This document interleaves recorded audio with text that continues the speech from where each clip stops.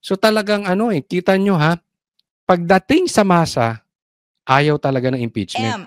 24% naman ang gustong hadlangan niya ito at 20% ang naniniwalang dapat niya itong suportahan. Una nang nilinaw ng Pangulo at ilang mga mambabatas na hindi manghihimasok ang executive branch pagdating sa paglilitis ng bise. Hindi maghihimasok ang executive, which is Marcos, executive branch, which is Marcos ang the head ng executive branch. Ano pa yan, hindi maghihimasok. Kabaliktaran yan. Pag si Marcos nagsalita, abangan ninyo kabaliktaran, yun ang mangyayari. Sa ngayon, inaasahan ng ilang House lawmakers ang partisipasyon ng publiko sa ikakasang paglilitis. Yung pinabili na suka, si Castro. Asa na yung pinsan mo, di umano? Si Attorney Claire Castro, parehas kayong butangera. At saka ang kanyang pamilya, politically, we cannot deny that they have some substantial following. May sinabi ka rin totoo, Adjong. May sinabi ka rin totoo. Pero medyo dinadownplay niya pa. Inaamin niya na may substantial following ang Duterte. Hindi. Strong following po.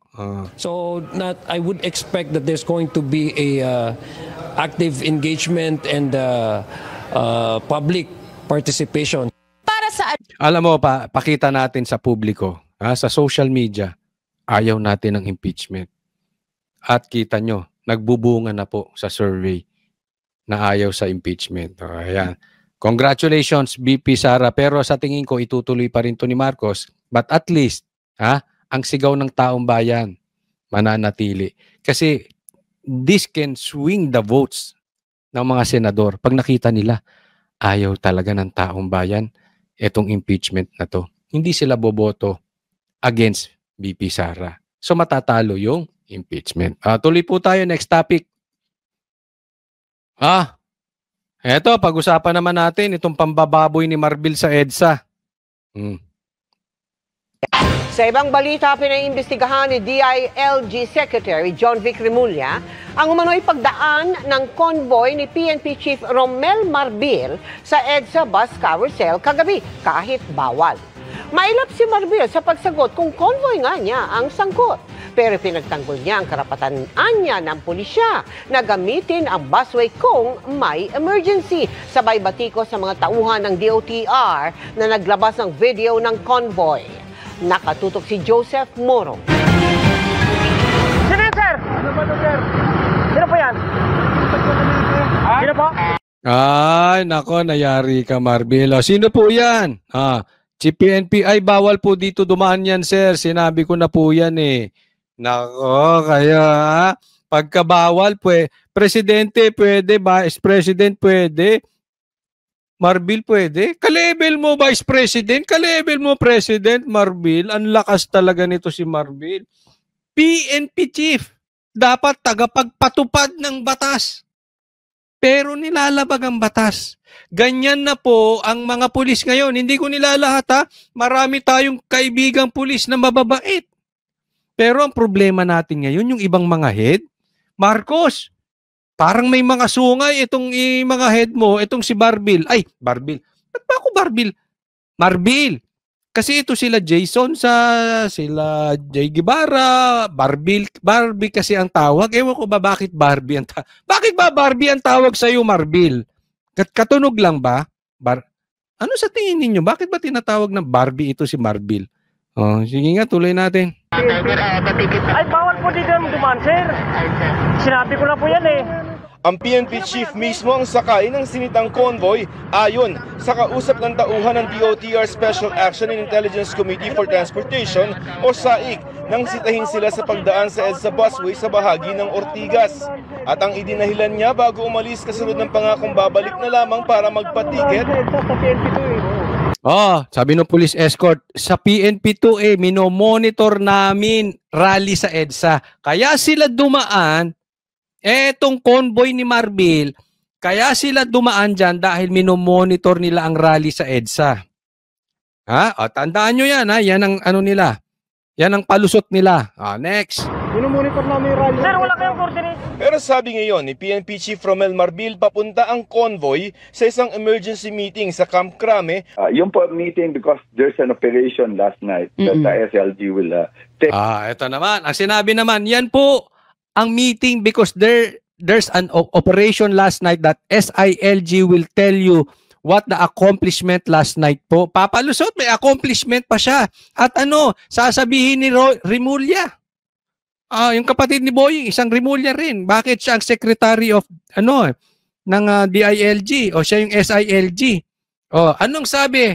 Imo-monitor lang yung rally sa EDSA. Ngayon, pinapatawag na siya ni Remulla. Sino ngaling sa inyo?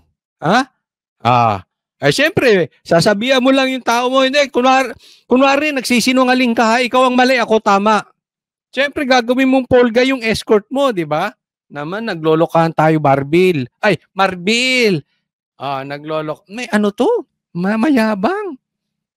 May pagka, may kasalanan siya, nagyayabang pa ng ako, may accomplishment siya. Ibig sabihin, may karapatan akong dumaan dyan kasi may accomplishment ako. Sabihin mo, praning yung amo mo si Marcos. Bakit? Siguro yung amo niya, kinakabahan sa rally, may rally daw sa EDSA di ba yun na sinabi nung escort? Napapraning naman siya. February 25, baka may rally, baka matanggal ako sa posisyon, magaya ako sa tatay ko panatapon sa Hawaii. Puntahan mo yan. Ito naman, dali-dali. Sige, dumaan tayo sa busway kahit bawal. Kahit tayong tagapagpatupad ng batas, kahit bawal. Sige, sugod. Yan po ang mga pulis natin. Hindi, PNP chief. Tell you ko ano po yung accomplishment last night. Sabi ko nga, there's an emergency. Yes, there's a law na talagang pag-emergency, you can use the bus lane. Hindi po, hindi. Ang sinasabi ko nga, that's an emergency. Pag emergency pwede, di sana nilagay sa batas. Nasa batas ba na kapag emergency pwede kang gumamit ng bus lane? Jesus. Pero kung sakay nga siya ng convoy, sabi niya, okay, categorical lang, General, it was your convoy. Tanong nga, convoy mo yun? Oo, hindi. Tingnan mo, sagot, paikot-ikot. No, sir, ang sasabi ko, wala na po kaming because ang plate number po kasi nalabas. Okay. I will not say kasi nalabas po yung plate number and have to respect. Yun lang po yung inaano natin. Puro ba wala na kaming naintindihan sa sinabi mo, Marbil. Ang sinasabi ko, wala na po kaming because the plate number po kasi nalabas. I will not say kasi nalabas po yung plate number. You have to respect. Yan lang po anong inaano natin. Puro ka inaano. Ano bang inaano mo dyan, Marbil? Tinan nyo. May kasalanan yung mama. Ang sagot niya, maninisi ng tao. Ba't nyo nilabas yung plate number ko? Ba't inaano nyo yung plate number ko? Kita mo kung gaano ka-entitled tong tao na ito. Imbis na mag-apologize. Sorry po. Emergency po. Dumaan ako dyan. Pero mali. Alam kong mali. Sorry. Napilitan lang ako dahil emergency. Tapos ang issue.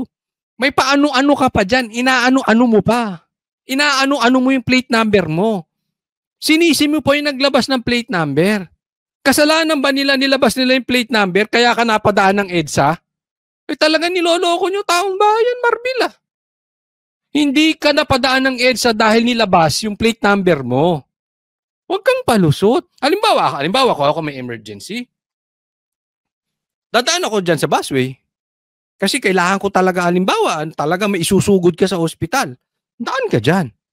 Pero, sige, tikitan nyo na ako. Pero ito, kita nyo, isusugod ko sa ospital. Baka pwede nyo ako tulungan. Kayo na magsugod, aalis ako dito sa bus lane. Pero alam ko mali yung ginawa ko. Tikitan nyo ako. Pasensya na po. Di tapos. Hindi yung, ang dami mong excuses, napapaghalatang entitled. Yung mayabang Hindi nyo ba ako kilala? Hindi nyo nakikita yung estrella ko? Yung mga star ko dyan. Hindi nyo nakikita? Anong posisyon mo? PNP chief to? Yung title yung tao. Pinapakita niya rito, entitled siya. Ganyan po ang mga bata mo, Marcos. Tapos ang lalakas nyo magsalita na kunwari para kayo kaayusan.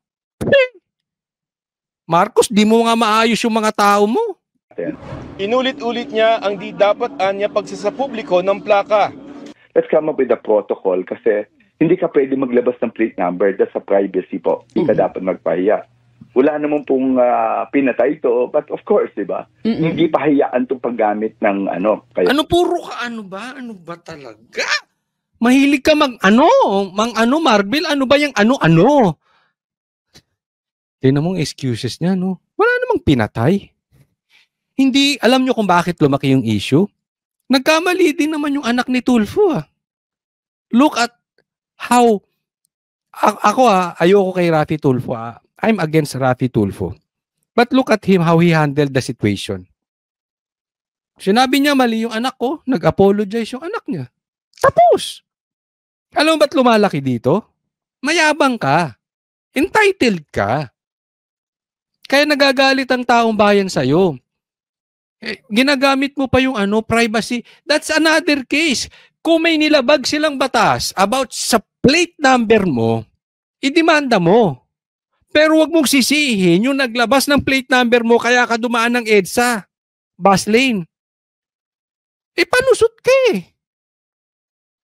Hindi mo pa excuse, wala namang namatay dito.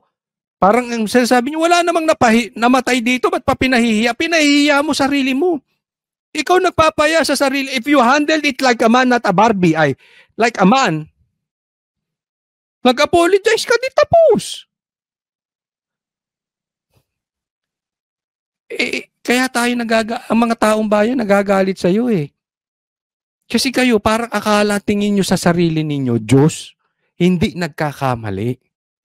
Ang lilinis nyo, sir. Sobrang lilinis nyo, wala kayong nagagawang mali. Sobra. Kaya nga emergency eh. Ayaw ring sabihin ng PNP kung sino ang nasa convoy maliban sa senior PNP officers raw. Kasi kung emergency yan, dapat ang sinasakyan mo yung marked vehicle. Alam mo, may mga batas din dyan sa media eh. I am part of the media. Okay? Meron akong IDing media. Pero hindi ko pwedeng gamitin yung kotse ko, personal kotse ko, during coding. Yes, excuse po yung media, marked vehicle. Pero hindi porket member ako ng media, ng SMNI, kahit may ID ako ng SMNI, pwede na ako ng color coding. Naiintindihan? Hindi po pwede yun. Bakit? Hindi naman marked vehicle eh. Ba't yan ang ginamit mo? May emergency ka pala. Wala bang police car? Tapos magagalit ka pag gagamitin mo yung issue plate number. Kung ginamit mo yung police car, marked vehicle, hindi wala kang issue sa plate number. So kasalanan pa namin, nakuhanan yung plate number mo. Ang lula nito. Yung normal procedure, kung ikaw ay mahuli, i-issuehan ka ng ticket, hindi mo kinakailangan pangalandakan sa mundo yung plate number, pangalan ng mga nahuli mo. Ito mong style nila, no? Sila pa naninisi. Sila na may kasalanan, imbis mag-sorry, sila pa naninisi. Pero tingnan nyo to, sasabihin ni Remulla. Ni Remulla na ipinatawag niya si Marbil, pero I did not give instructions to violate any traffic laws to get there. Kahit ako, hindi ako gumagamit ng busway. No, ano siya kasi bata ng presidente siguro. PNP chief eh. Di ba? Hindi niya naman inutusan dumaan ka ng bus lane eh. Bigyan ko kayo halimbawa. Halimbawa. Di ba pinapatawag tayo ng Congress? Dumaan ako sa busway. Bakit? Pinapatawag ako ng Congress eh. Dapat dumaan ako sa busway? Halimbawa lang. Patawag ako ng presidente. Patawag ako ng Vice President BP Sara. Halimbawa lang, hindi ako nagyayabang. May karapatan na ako dumaan sa busway? Emergency eh. Pinapatawag ako none other than the BP. Do you know the BP? The BP has 32 million votes compared to Marcos, which is budol-budol votes. Pwede na. Pwede na ako dumaan sa busway. palusot si Marbil. Yan, nilaglag ka. Laglagan na. Nilaglag ka ni Remulla. Ano mo pa kasi na pinapatawag ka ng SILG eh. O ano ka ngayon? Pinalaki mo. Siya nga hindi dumadaan eh. Ikaw pa, Marbil. Wow. A firm agreement with the MMDA that there is a zero tolerance policy. Kaya iimbestigahan niya ang insidente. Well, number one is the regular policy, but number two, it'll be investigated as whether it is an abuse of authority or not. Sa memorandum, dapat imbestigahan talaga. Ako sa tingin ko lang, there is an abuse of authority. Kasi kitang-kita nyo naman. Kasi kung emergency, dapat doon pa lang sinabi na nung convoy. Kasi yung convoy, alam naman nila kung saan ka pupunta eh. Alam nila yung nakamotor yan eh. Yung escort nila. Alam na niyan. Bago ka pa sumakay ng sasakyan, alam na nila kung saan ka pupunta. Inaral na nila yung ruta. Alam na nila kung saan dadaan. Ang sinabi, papunta ka sa rally. Tapos ngayon may emergency ka. Clearly, may grave abuse of authority to si Marbil. Sa memorandum ng Department of Transportation sa MMDA, 5 pinakamatataas na opisyal lamang ng gobyerno ang pinapayagang dumaan. 5 lang. Sa busway, ang Pangulo, Pangalawang Pangulo, Senate President, House Speaker at Chief Justice ng Korte Suprema. Pwede rin ang on-duty na ambulante. 5 lang. Presidente, Vice President, Senate President, Chief Justice at saka Speaker of... May posisyon ka ba dyan? Ito sabi. Meron pang 3 excuses. On duty. Ambulances, fire trucks, Philippine National Police Vehicles. Philippine National Police Vehicles. Ibig sabihin yan, Mark, police vehicle. Truck ng bumbero at sasakyan ng PNP. Mga service vehicle na nagtatrabaho para sa EDSA Busway Project.